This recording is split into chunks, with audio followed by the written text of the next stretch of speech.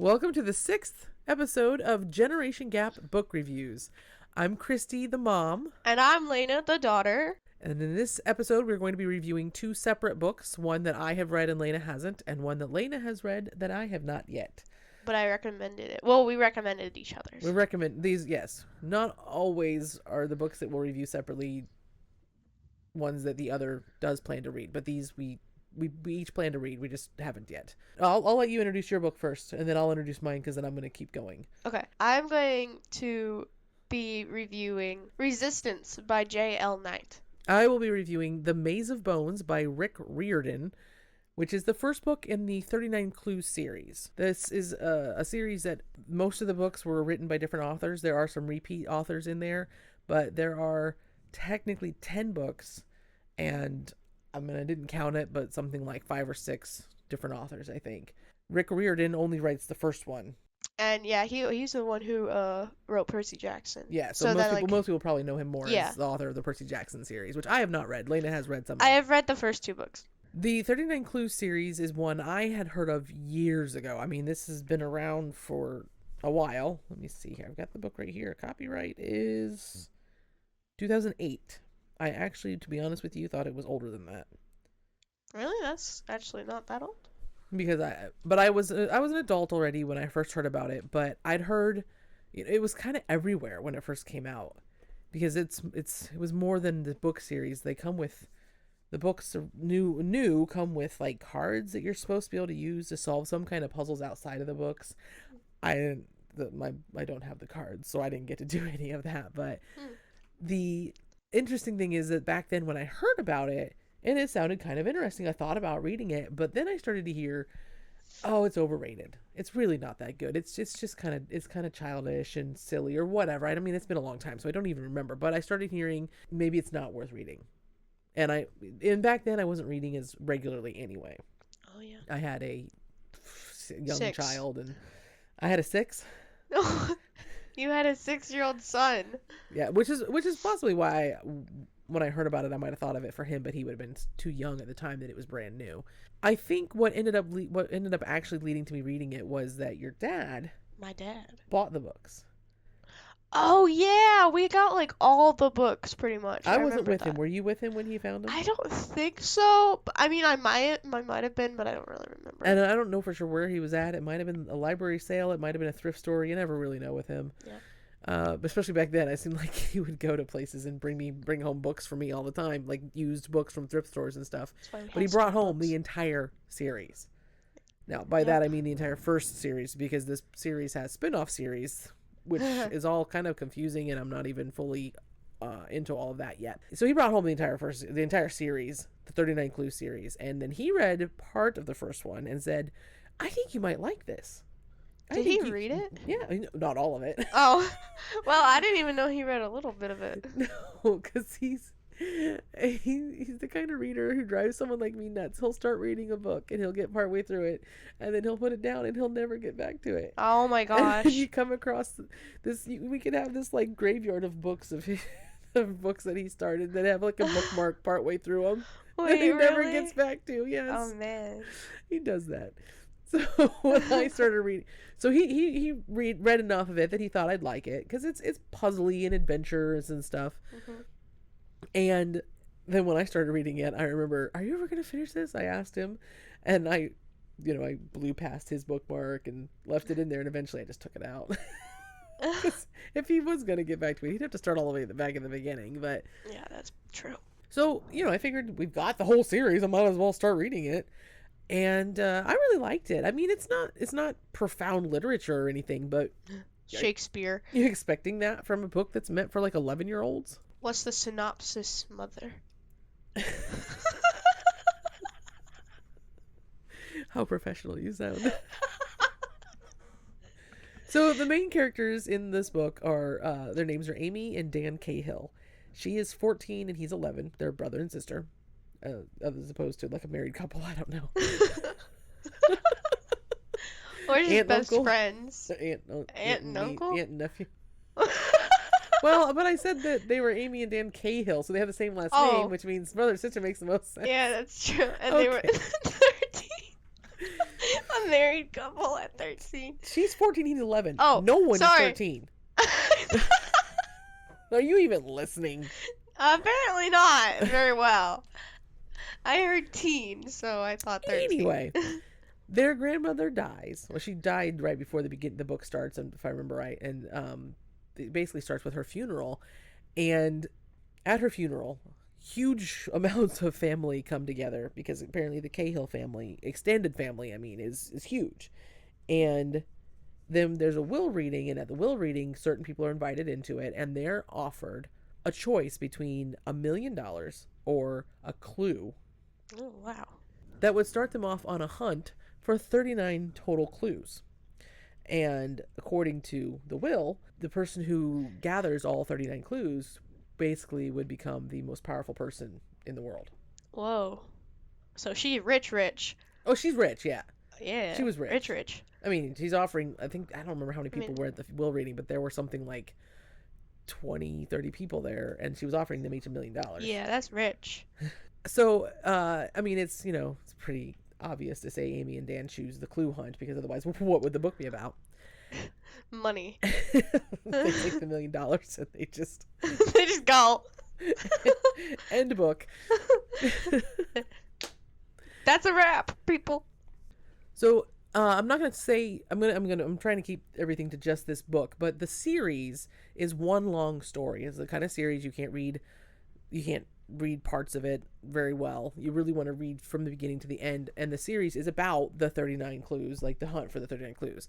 This first book, though, they get their first clue and they have to follow it and figure out where it goes, and they end up in Paris. And every book, there's kind of a main locale, whether it's one town or city or an area, like a country or a couple of cities, but all geographically a region, basically, and one or two main historical figures, which is one of the things I really like about the series, is that there's history. And I haven't exactly looked up all this history, but I'm pretty sure it's pretty accurate stuff, or in some of it's clearly legends. But this first book is, they go to Paris and they learn a lot about Benjamin Franklin. They're not all such well known, like famous historical figures. Sometimes you actually learn about people you really barely ever heard of.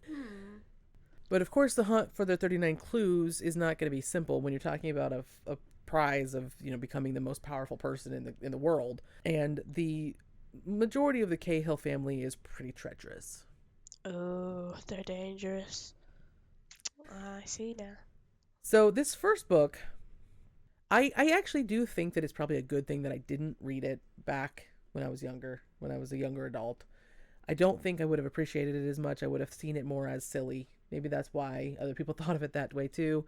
But I have, in somewhat more recent times, read other books meant for young teens and preteens and such that are adventurous and maybe a little silly, puzzle-filled, this same kind of journey and type stories, and I've come to appreciate them for their own right. And I think this is definitely a good example of that kind of book.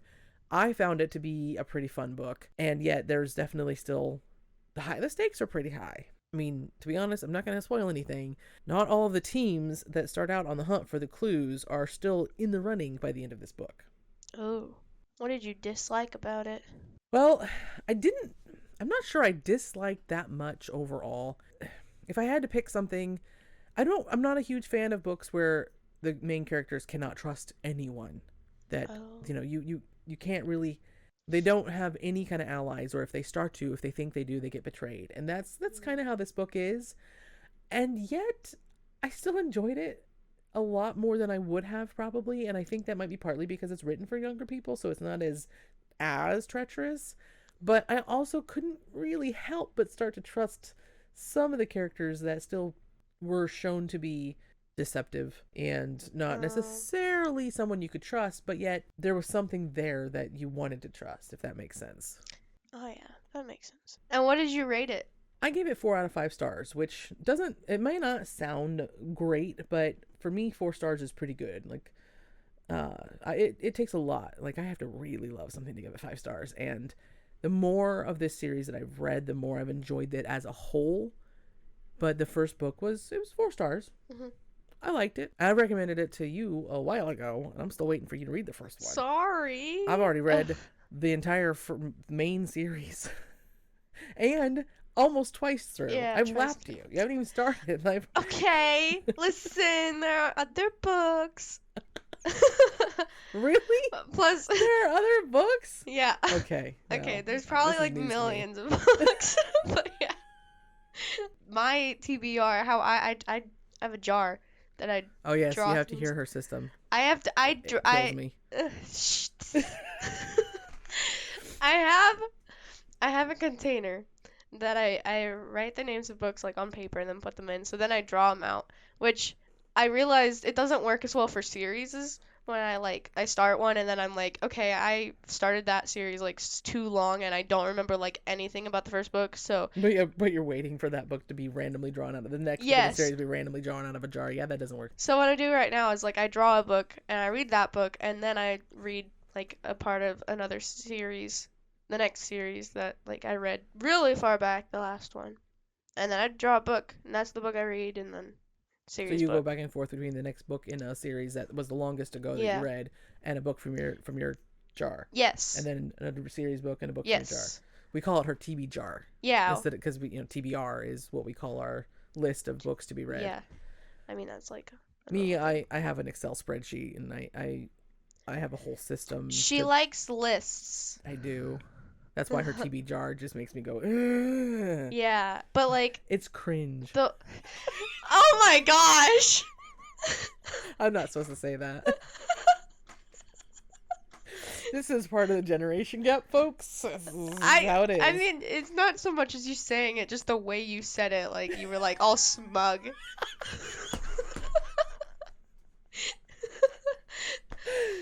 Anyway, okay. the whole thing with, like, her list is just, like, it's like, I like lists, but not, like, her kind of list, I feel like. Like this list specifically, it's just really in my brain it feels very complicated. So I just go with the flow. Is it too complicated or is it too rigid? I don't know, I mean maybe. I don't know. It's just I don't know, it's like something. Well, I got to a point where I had so many books on my TBR that it was stressing me out, and so I wanted to organize them, and that's what I did. I organized them. Maybe later. So, resistance. Resistance. This is how we rise up. Oh. Sorry. That's all you know of the song. That's What's it about? So basically, it's a Christian book, it's not God specifically, but the God in the book, Elam, is like based off of God. Same kind of like, what's the word? Religion? No, like faith? No. Mindset? Yeah, I think that would work. It's the same kind of mindset as Christianity, which I don't know if the religion has a name in the book. Elamity? So there's two main characters in this book, Jace and Chiron. So basically the emperor of the country there are two false gods that he makes them worship, and if you worship Elam, you can't, you're dead basically. So like just struck down out of nowhere, or they have to catch you. They have to catch you. That's why there's people hiding out. Resistance. I get it. So Jace is a half-blood. There are half-blood what? There are other races. He's half Ryrick, and people really don't like. Say that again. Half Ryrick. Ryrick. Okay. Ryrick. He's half and half what? Human. Oh, okay. So yeah, and people don't like Ryricks. Are they like elves? Because nobody likes elves. Kinda. But I mean, basically, people think of Ryricks as basically just inherently evil, kind of stuff. Oh, so like demons. Sure. Demonic elves. I think Ryricks go around. So. What? They go around dancing? What? This is audio only. You can't say they go around and then make a motion and have anybody have any idea what you're saying. I don't even know what you're saying, and I saw you. Never mind. Okay, all right. So basically, people don't like Jace because they don't like Ryricks, and even though he's half, they still think he has no soul. So you said there are two main characters. Two main characters. And then Kyron is just a human, but she has a twin brother, and they go to this academy. And basically, they grew up, they were supposed to serve under the Emperor, and just like that's what they were like taught at a young age. But they learn about Elam from somebody at the school. So, and then they're believing in Elam, but basically, so yeah, they have to keep their religion on the down low. Yeah, and cause Kyron, her and her brother, they go to this academy because they have like these really good memory, like they can remember from when they were like 4, and then also really good observation skills, and they can like read people. So Kyron they're like special especially. humans. Yeah, kinda. They've been selected to. That's why they've been selected to work to be under the emperor or whatever, to work for the emperor. Yeah, kinda. That's why one of the reasons they go to this academy. Okay. That they were picked out because they were different. Which there's other people there too. Obviously. So what did you like about it? What did I like about it? That's what I said. Ha I mean, the characters were written really well. Jace has some PTSD from some stuff in his past. I mean, obviously, since he's half Ryrick, people don't really like him. I mean, he's looked down upon, so yeah.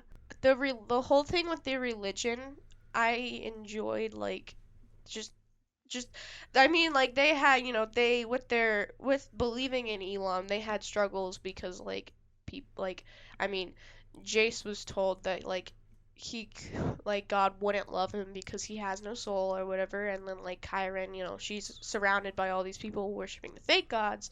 So like they have to like fight in their minds, like they have to continue believing in Elam.